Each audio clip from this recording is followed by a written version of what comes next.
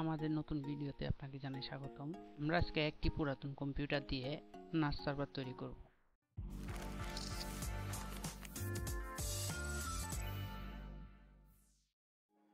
আমাদের পুরাতন কম্পিউটারটিতে রয়েছে একটি Core i3 second generation processor, একটি Ioniq 61 মাদারবোর্ড এবং 1 টেরাবাইটের 3টি হার্ড ডিস্ক। আপনারা চাইলে একটি বা দুটি হার্ড ডিস্ক ব্যবহার করতে পারেন। বুট ডিভাইস হিসাবে ছিল একটি 128GB SSD। ডেস্কটপটিতে আমরা DDR3 4GB দুইটি র্যাম স্টিক পেয়েছি। ডেস্কটপটি পাওয়ার আপ করার জন্য 500 ওয়াটের একটি গোল্ডেন ফিল্টার পাওয়ার সাপ্লাই ব্যবহার করেছি। মাদারবোর্ডটি পুরাতন হওয়াতে আমাদের একটি 2.5 GHz এর ল্যান্ড কার্ড ইউজ করতে হয়েছে। কম্পিউটারের পার্টসগুলো কানেক্ট করে আমরা আমাদের স্ক্রিনে চলে যাব। এরপর আমরা দেখব কিভাবে TrueNAS ISO ফাইল ডাউনলোড করব। গুগল ক্রোমে গিয়ে সার্চ করতে হবে TrueNAS স্কেল ডাউনলোড। এরপর আমরা TrueNAS এর অফিসিয়াল সাইটে চলে যাব। এখানে আমরা লগইন অপশনটি স্কিপ করে নিব। স্কিপ করার পরে আমরা ডাউনলোড স্টেবল অপশনটিতে ক্লিক করে আইএসও ফাইলটি ডাউনলোড শুরু করে দিব। আইএসও ফাইলটি ডাউনলোড হওয়ার পরে আমরা আরেকটি সফটওয়্যার ডাউনলোড করব। যেই সফটওয়্যারের মাধ্যমে আমরা আইএসও ফাইলটি পেন ড্রাইভে বুট করব। আমরা গুগল ক্রোমে প্রথমে গিয়ে সার্চ করব Rufus ডাউনলোড লিখে। Rufus সফটওয়্যার অফিসিয়াল সাইট থেকে আমরা rufus.exe ফাইলটি ডাউনলোড করে নেব।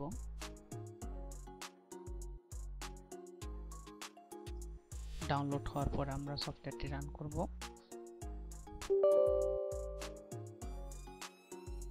সফটওয়্যারটি রান করার পর আমরা আমাদের পেন ড্রাইভটি সিলেক্ট করে আইএসও ফাইলটি সিলেক্ট করে দিব।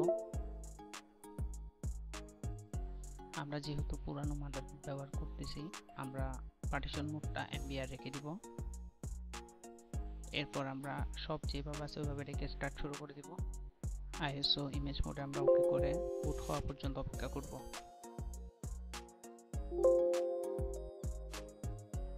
পেন ড্রাইভটি আমরা কম্পিউটারে কানেক্ট করার পরে বুট মেনুতে চলে যাব। বুট মেনুতে গিয়ে আমরা পেন ড্রাইভটি সিলেক্ট করে এন্টার প্রেস করব।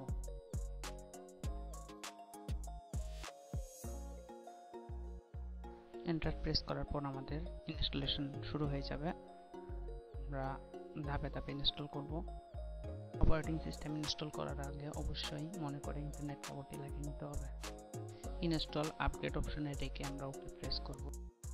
এখানে আমাদের 4টি স্টোরেজ দেখাচ্ছে। আমরা আমাদের SSD সিলেক্ট করে ওকে প্রেস করব। এখানে আমরা ইয়েস সিলেক্ট করে নেক্সটে চলে যাব। এইখানে 1 নম্বর অপশনে আমরা একটি পাসওয়ার্ড সেট করে নিব। যে পাসওয়ার্ডটি আমরা TrueNAS সার্ভারে লগইন করার সময় প্রয়োজন হবে। পাসওয়ার্ডটি দেওয়ার পর অবশ্যই মনে রাখবেন। এখানে আমরা ইয়েস দিয়ে অপেক্ষা করব সার্ভারটি ইনস্টল হওয়া পর্যন্ত। যখন সময় লাগবে সেই সময়টুকু অপেক্ষা করতে হবে।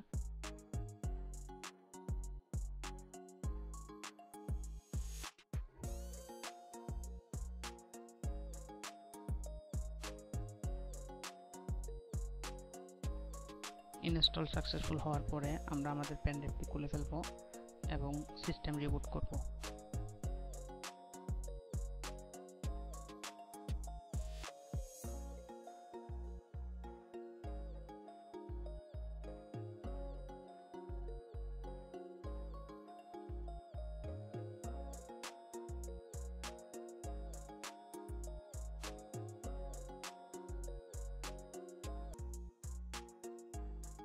সিস্টেম রিবুট হওয়ার পরে স্ক্রিনে আমরা একটি আইপি অ্যাড্রেস দেখতে পাবো।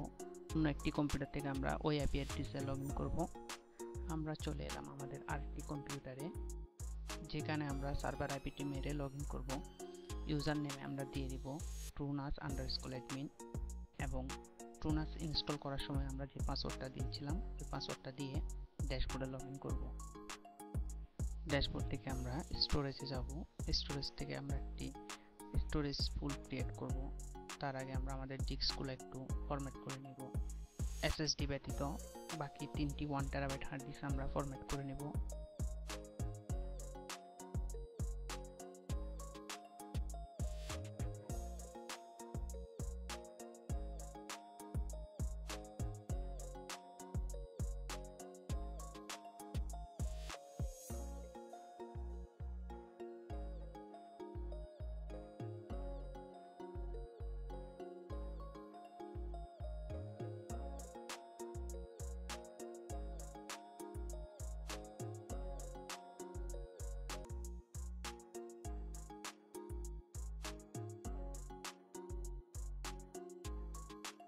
হার্ড ডিস্কগুলো ফরম্যাট হওয়ার পর আমরা এই স্টোরেজ পুল ক্রিয়েট করব। ক্রিয়েট পুল অপশনে ক্লিক করে আমরা একটি পুলের নাম দিয়ে দেব। আমি টুনাস নাম দিয়ে দিলাম। নাম দেওয়ার পরে আমরা নেক্সটে ক্লিক করব।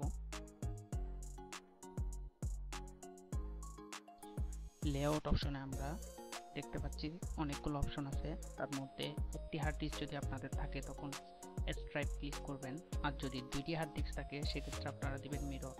আমাদের যেহেতু দুইটির অধিক আছে তাই আমরা রেড C1টা ব্যবহার করব। রেড সম্পর্কে আমরা পরবর্তীতে আরেকটি ভিডিও তৈরি করব, ওই ভিডিওতে আমরা বিস্তারিত জানতে পারবো। এখানে একটা অপশন থাকবে treat disk size as minimum, এই অপশনটি আমরা ওকে করে নিব। পরবর্তীতে যদি আমরা 1 টেরাবাইটের পরিবর্তে একটি 2 TB হার্ড ডিস্ক লাগিয়ে নিই তখন আমরা কাজ করতে পারবো, যে কারণে এটি ডিসক্রিপশন দেওয়া খুবই জরুরি।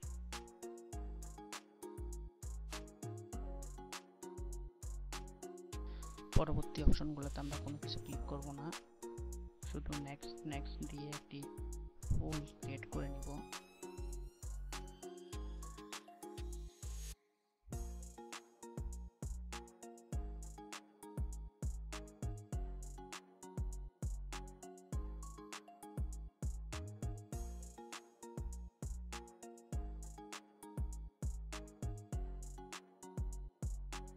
পুল ক্রিয়েট করার পর আমরা দেখতে পাচ্ছি আমাদের 3টা হার্ড ডিস্ক দেখাচ্ছে।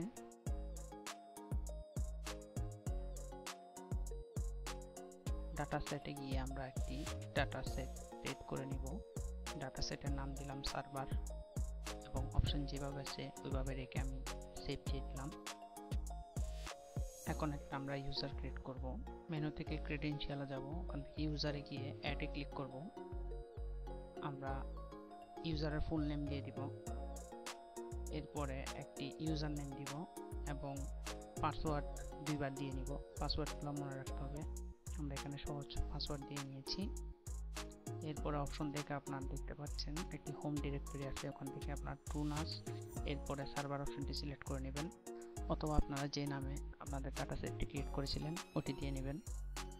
এরপর আমরা সেভ অপশনে ক্লিক করে দিলাম, আমাদের একটি ইউজার ক্রিয়েট হয়ে গেল। এরপর আমরা একটি অ্যাসেম্বলি শেয়ার চালু করব, তার জন্য অপশন থেকে আমরা যাব শেয়ারে, অ্যাড করব আমরা আমাদের তৈরি করা ডাটা সেট সার্ভারটিকে। এরপরে সেভ দিয়ে দিব আমরা। সেভ অপশনে ক্লিক করার পর আপনার কনফিগার অপশন আসবে, আমরা ওখানে একটি কনফিগারেশন ফাইল তৈরি করব। স্টার্টে ক্লিক করে আমরা একটি মার্কস এন্ট্রি করব। অ্যাড আইটেমে ক্লিক করে একটি মার্কস এন্ট্রি, এরপরে একটি ইউজার এন্ট্রি করব, যেভাবে স্ক্রিনে দেখাচ্ছি আমরা এভাবে করে নিব। আমরা আমাদের ক্রিয়েট করা ইউজারটিকে সিলেক্ট করে সেভ দিতে হবে। এরপর আমরা আমাদের কম্পিউটার থেকে সার্ভার অ্যাক্সেস করার চেষ্টা করব। সার্ভারের আইপি অ্যাড্রেসটি মারার পরে আমরা সরাসরি সার্ভারে ঢুকে যেতে পারবো। সার্ভারে ঢুকে আমরা একটি ফাইল ক্রিয়েট করার চেষ্টা করব। আমি একটা ফোল্ডার ক্রিয়েট করলাম, কাজ করছে কিনা দেখার জন্য। সঠিকভাবে কাজ করছে। এরপর আমরা সার্ভারটি আমাদের কম্পিউটারের সাথে কানেক্ট করে নিব একেবারে পার্মানেন্টভাবে। সার্ভারের আইপি অ্যাড্রেস মারার পরে যদি আপনার ইউজার আইডি এবং পাসওয়ার্ড খুঁজে তখন আপনি আপনার ক্রিয়েট করে ইউজার এবং পাসওয়ার্ডটি দিয়ে দিবেন। এখানে আমি ম্যাপ নেটওয়ার্ক ড্রাইভে গিয়ে আমার সার্ভারের আইপিটি মেরে নিলাম। এরপর ব্রাউজ অপশন থেকে আমি আমাদের সার্ভারটি সিলেক্ট করে ওকে দিব। ওকে দিয়ে ফিনিশ দেওয়ার পর আমার পাসওয়ার্ডটি চাইবে, আমি ইউজার ক্রিয়েট করার সময় যে পাসওয়ার্ড দিয়েছি ওটা দিয়ে নিব। একইভাবে আপনার লোকাল নেটওয়ার্কে থাকা সকল কম্পিউটারের সাথে সার্ভারটি এভাবে যুক্ত করে নেবেন। আপনাদের সবাইকে ধন্যবাদ আমার ভিডিওটি দেখার জন্য।